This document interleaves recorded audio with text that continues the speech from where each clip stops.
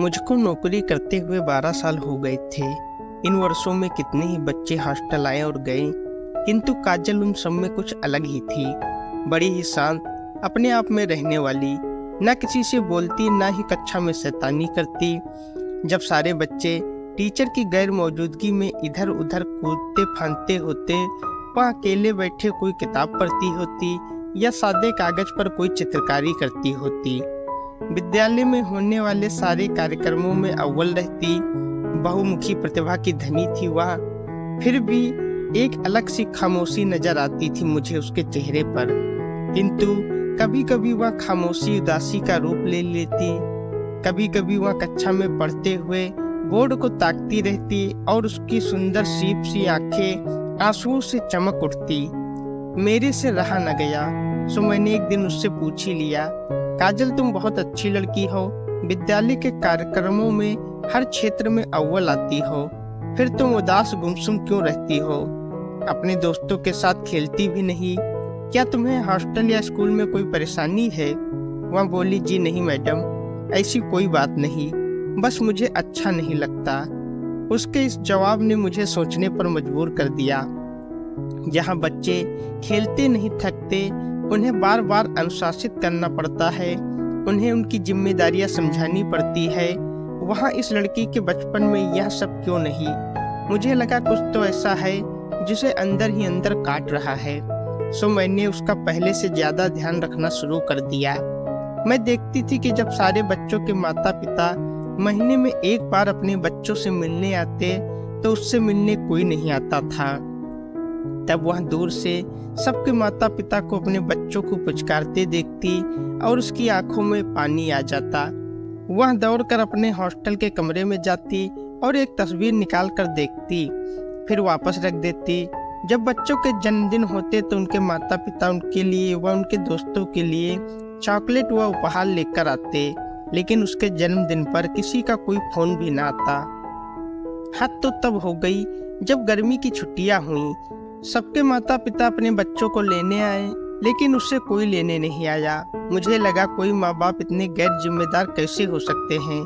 तब मैंने ऑफिस से उसका फोन नंबर लेकर उसके घर फोन किया और पूछा कि आप इसे लेने आएंगे या मैं ले जाऊं। जवाब बहुत ही हैरान करने वाला था।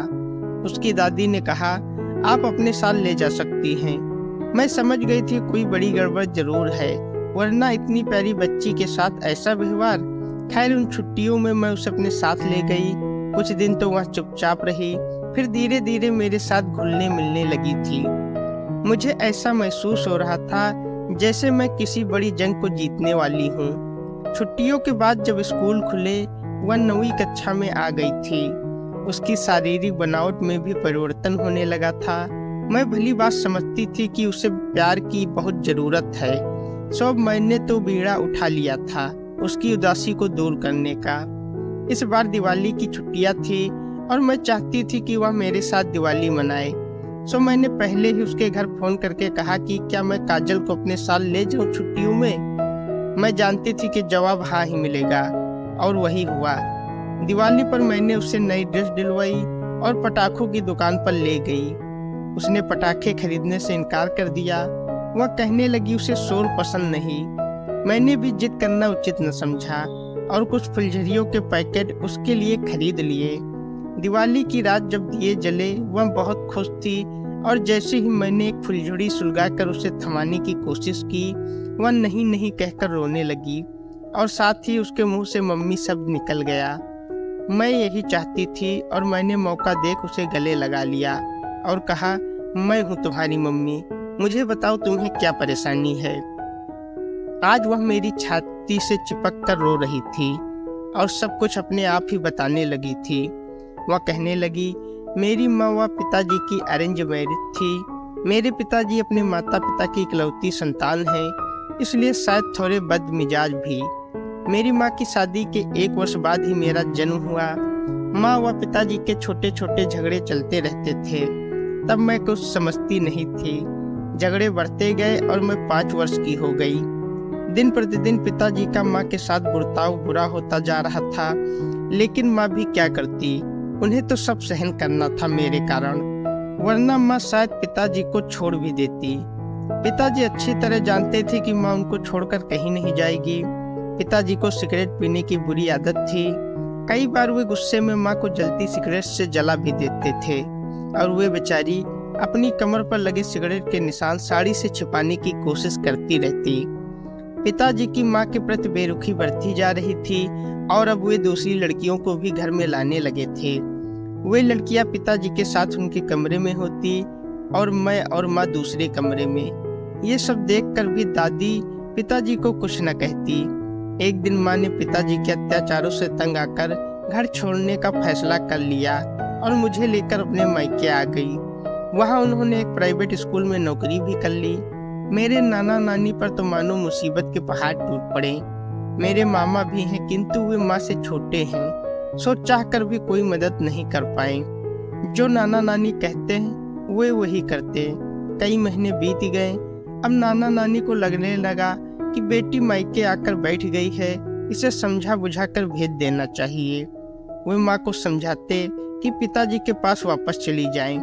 एक तरह से उनका कहना भी सही था कि जब तक वे ठीक हैं, उनके न रहने पर मुझे और माँ को कौन संभालेगा। किंतु माँ कहती मैं मर जाऊंगी लेकिन उसके पास वापस नहीं जाऊंगी। दादा दादी के समझाने पर एक बार पिताजी मुझे व माँ को लेने आए और तब मेरे नाना नानी ने मुझे व माँ को इस शर्त पर भेज दिया कि पिताजी अब माँ को और नहीं सताएंगे। हम फिर से पिताजी के पास उनके घर आ गए। कुछ दिन पिताजी ठीक रहे किंतु पिताजी ने फिर अपनी पहले वाली रंग ढंग दिखाने शुरू कर दिए। अब मैं धीरे धीरे सब कुछ समझने लगी थी, लेकिन पिताजी के व्यवहार में कोई फर्क नहीं आया। वे उसी तरह माँ से झगड़ा करते और उन्हें परेशान करते। इस बार जब माँ ने नाना नानी को सारी बात बताई तो उन्होंने थोड़ा दिमाग से काम लिया और माँ से कहा मुझे पिताजी के पास छोड़कर मायके आ जाएं। माँ ने नाना नानी की बात मानी और मुझे पिताजी के घर पे छोड़कर नाना नानी के पास चली गईं। उन्हें लगा शायद मुझे बिन माँ के देख पिताजी व दादा दादी का मन कुछ बदल जाएगा, किंतु ऐसा न हुआ। उन्होंने कभी माँ को याद भी नहीं किया और मुझे हॉस्टल में डाल दिया। नाना नानी को फिर लगने लगा कि उनके बाद माँ को कौन संभालेगा और उन्होंने पिताजी व माँ का तलाक करवा दिया और माँ की दूसरी शादी कर दी गई। माँ के नए पति के पहले से 2 बच्चे थे और एक बूढ़ी माँ, सो माँ उनमें व्यस्त हो गई। इधर मुझे हॉस्टल में डाल दादा दादी व पिताजी आजाद हो गए। छुट्टियों में भी न मुझे कोई बुलाता न ही मिलने आते। माँ व पिताजी दोनों के माता पिता ने सिर्फ अपने बच्चों के बारे में सोचा, मेरे बारे में किसी ने नहीं। दोनों परिवारों और मेरे अपने माता पिता ने मुझे मझधार में छोड़ दिया।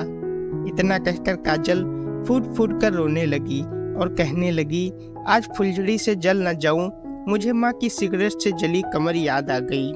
मैडम, मैं रोज अपनी माँ को याद करती हूँ, चाहती हूँ कि वे मेरे सपने में आए और मुझे प्यार करें। क्या मेरी माँ भी मुझे कभी याद करती होगी? क्यों वे मुझे दादा दादी पापा के पास छोड़ गई? वे तो जानती थी कि उनके सिवा कोई नहीं था मेरा इस दुनिया में। दादा दादी क्या, उनसे मेरा कोई रिश्ता नहीं। वे लोग मुझे क्यों नहीं प्यार करते? अगर मेरे पापा मम्मी का झगड़ा होता था तो उसमें मेरा क्या कसूर? और नाना नानी, उन्होंने भी मुझे अपने पास नहीं रखा, बल्कि मेरी माँ की दूसरी शादी करवा दी और मुझसे मेरी माँ छीन ली। मैं उन सब से नफरत करती हूँ मैडम। मुझे कोई अच्छा नहीं लगता, कोई मुझसे प्यार नहीं करता।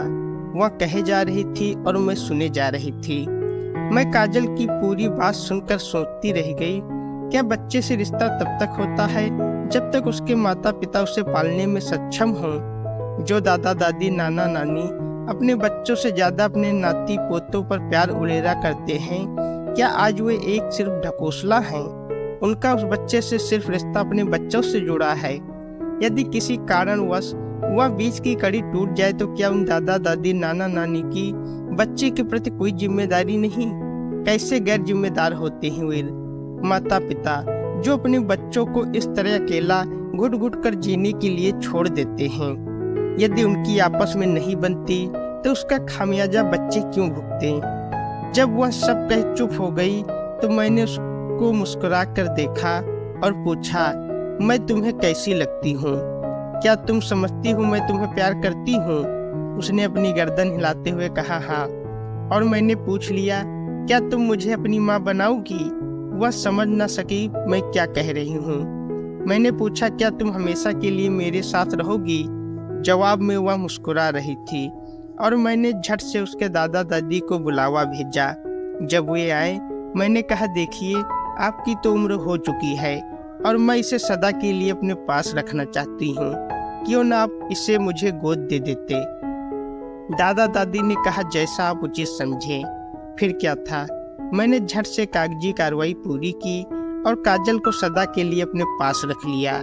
मैं नहीं चाहती थी कि मझधार में हिचकोले खाती वह मासूम जिंदगी किसी तेज रेले के साथ बह जाए।